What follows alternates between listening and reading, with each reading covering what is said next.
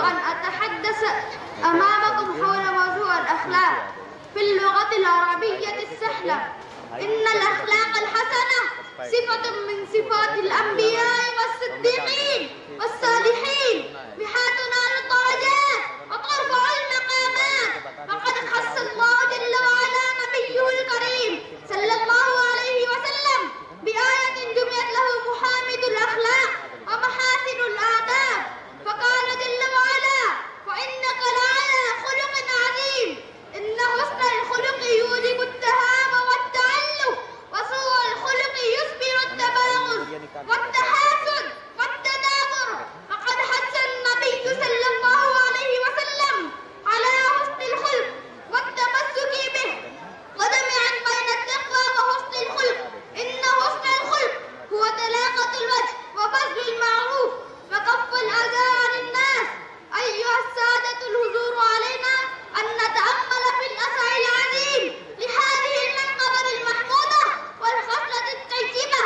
وهكذا عد النبي صلى الله عليه وسلم حسن الخلق من كمال الإيمان، فقال عليه الصلاة والسلام: أكمل المؤمنين إيمانا أحسنهم خلقا. وعلينا الاقتداء بقول الرسول عليه الصلاة والسلام: أحب الناس إلى الله أنفعهم، وأحب الأعمال إلى الله عز وجل سرورا تدخلوه على مسلم، أو تكشفوا عنه كربا، أو نقضي دينا، أو تطردوا عنه جوعا.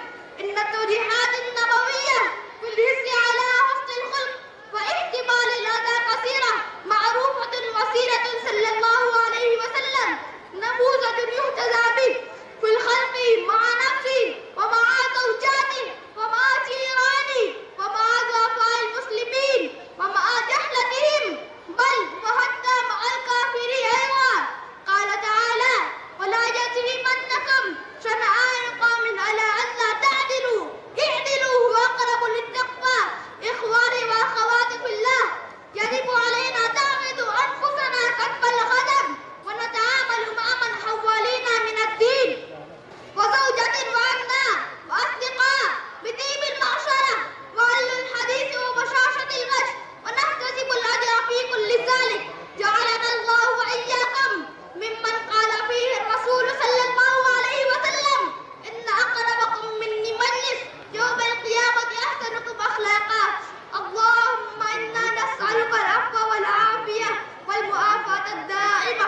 اللهم حسن أخلاقنا وجمل أفعالنا. اللهم كما حسنت